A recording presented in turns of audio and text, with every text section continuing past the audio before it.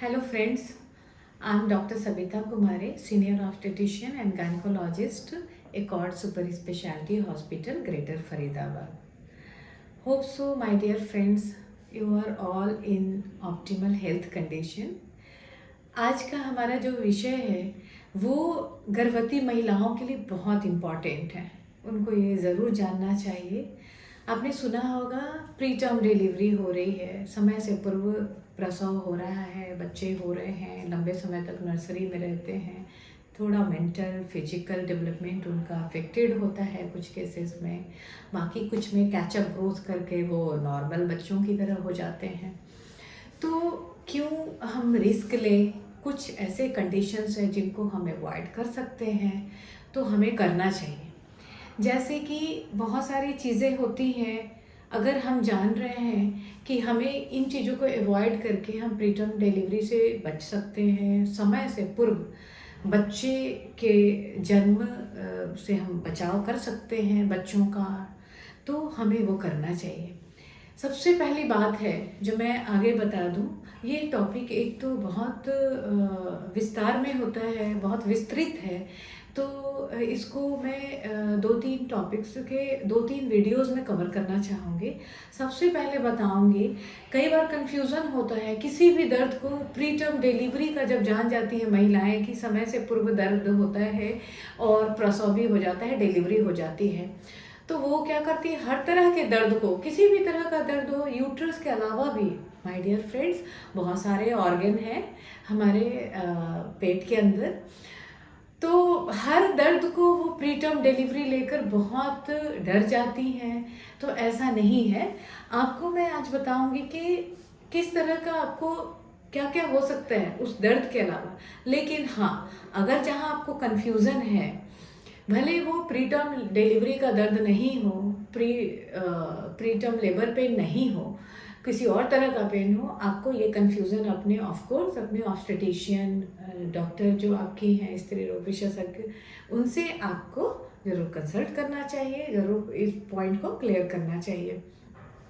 दर्द में क्या क्या होता है कि कई बार क्या होता है, हमारा मस्कुलो स्केलेटल जो होता है, चूँकि उम्र बड़ा हो रहा है, तो एब्डोमिनल वॉल है वो, उसके मसल्स और भी टिश्यू, स्किन सब स्ट्रेच हो रहे हैं, सब में जो नर्व सप्लाई होती है, कई बार मूवमेंट के दौरान, चूँकि यूट्रस एक मोबाइल ऑर्गन है, अब उसका वजन भी बढ़ गया है, तो वो प्रेशर डाल रहा है, नर्व्स को इरिटेट कर रहा है, तो थोड़ा मूवमेंट के दौरान चलने उठने बैठने, आप कोई कुछ लिफ्ट कर रही हैं, कुछ कर रही हैं या कोई एक्टिविटी कर रही हो, तो उस दौरान इन वजह से दर्द हो सकता है। ऐसे में अगर दर्द होता है तो आप कुछ मीठा लेकर और लिक्विड कुछ लेकर, एनर्जी ड्रिंक कुछ लेकर थोड़ी देर के लिए, जो भी करवट, preferably left lateral position, baby के लिए बेस्ट पोजीशन होता है, उसमें मैक्सिमम ऑक्सीजन, ब्लड और न्यूट्रिशन उसको जाता है। लेकिन आप अगर राइट करवट में भी आप कंफर्टेबल हैं तो आप राइट करवट में लेकर थोड़ी देर रेस्ट कर लें, और वो थोड़ी देर में अपने आप वो दर्द चला जाता है। इसका मतलब आपका ये लेबर पेन नहीं था, क्योंकि लेबर पेन अगर है, पेन्स हैं, तो आप कुछ भी करोगे, लेबर पेन्स एक्चुअली ये रिसेप्टर मेडिएटेड बहुत सारे केमिकल का इंटरप्ले होता है, उसमें ये कॉन्ट्रैक्शन और पेन का प्रेजेंटेशन होता है, जो लक्षण आपको पता चलता है, तो वो नहीं रुकने वाला है। ठीक है। दूसरा क्या होता है कि यूट्रस के दोनों साइड रस्सी की तरह स्ट्रक्चर होता है, जो आगे की तरफ हड्डी पे जाके, पेशाब की थैली के आगे जो प्यूबिक बोन है होता है, उसके आगे उसका जुड़ाव होता है, वो एक स्टेबिलिटी के लिए, यूट्रस को सपोर्ट देने के लिए नॉर्मली भी होता है। तो जब यूट्रस बेबी के साथ, उनके साथ वो ग्रो कर रहा है बेबी, तो राउंड लिगामेंट क्या होता है, वो स्ट्रेच होता रहता है, उसमें भी नर्व सप्लाई होते हैं, और नर्व्स जब इरिटेट होंगे तो पेन होगा। वैसी स्थिति में भी आप लेट जाए और हल्का सा पेट को धीरे से सहलाए, इतना ज़्यादा नहीं आप उसको स्टिमुलेट करें कि यूट्रस और हाइपर एक्टिव आपका हो जाए, थोड़ा आप उसको सहलाए और लेट जाए, आराम करें, तो ये दर्द भी ख़त्म हो जाता है। इसके अलावा क्या होता है, जो बहुत कॉमन होता है, किसी तरह का नीचे डिस्चार्ज हो रहा है, उसमें इन्फेक्शन हो जाता है।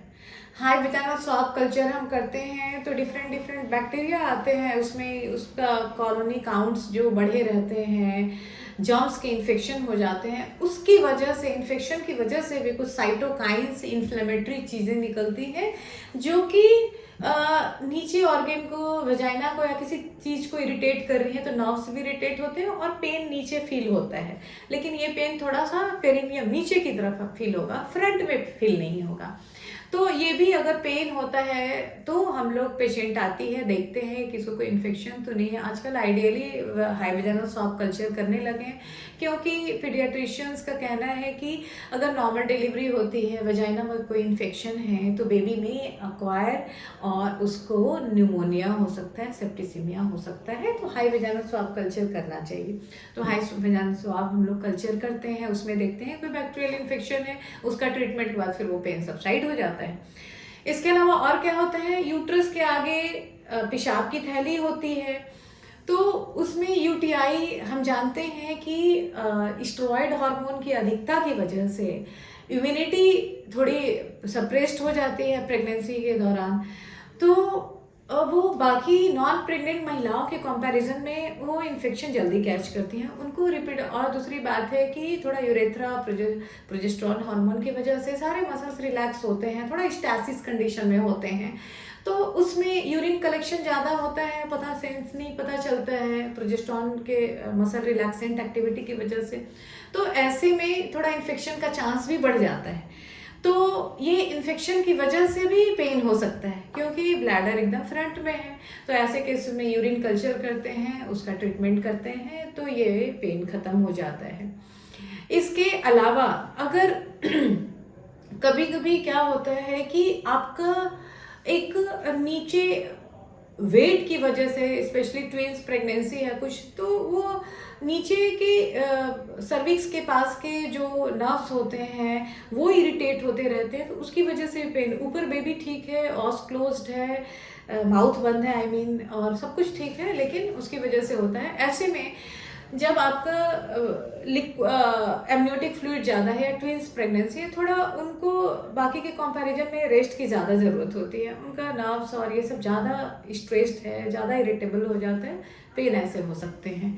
ठीक है, तो ये रीज़न होती है। कई बार क्या होता है कि हल्का फुल्का मदर को नींद में थोड़ी मतलब चोट वोट भी लगती है, तो उसके दौरान भी उनको ऐसे हो सकता है। तो वैसे कंडीशन में रेस्ट ले लें। रेस्ट अगर आप करते हैं और अपना डाइट वगैरह थोड़ा ठीक से ले लें, तो वैसे कंडीशन में क्या होता है कि आपका पेन रिलीफ हो जाता है। ड्यूरिंग मूवमेंट हमने बताया कई बार, क्योंकि यूट्रस फ्री है, एक रीज़न ये भी है कि वो अपने एक्सिस पे थोड़ा रोटेट हो, तो थोड़ा सा इस्चेमिक पेन हो सकता है। वैसे कंडीशन में भी अगर वो रेस्ट करती हैं, लिक्विड डाइट लेकर वो लेट आराम करती हैं, तो उसमें ख़त्म हो जाता है। तो और ये आज हमने जाना कि ये सब कंडीशंस हैं जो कि आपको बता सकते हैं कि 9 महीने के पहले कोई दर्द आ रहा है, तो ये पेन प्री टर्म लेबर, कोई ज़रूरी नहीं है कि प्री टर्म लेबर है और बहुत डरने की बात नहीं है। लेकिन ऑफ कोर्स आप अपने ऑब्स्टेट्रिशियन के साथ ये आप क्लियर कर लें कि हाँ, ये पक्का प्री टर्म लेबर नहीं है। अगली वीडियो में मैं आपको बताऊंगी कि कब एक्चुअली में प्री टर्म लेबर है। ठीक है, तो ये प्री टर्म लेबर एक्चुअल में जब पेन्स आते हैं तो किस तरह के लक्षण होते हैं, कब कब हम जानेंगे कि ये प्री टर्म ही होगा, और इसके लिए हमें तुरंत अस्पताल जाने की ज़रूरत है। तो ये मैं अगले वीडियो में बताऊंगी। तब तक के लिए नमस्कार।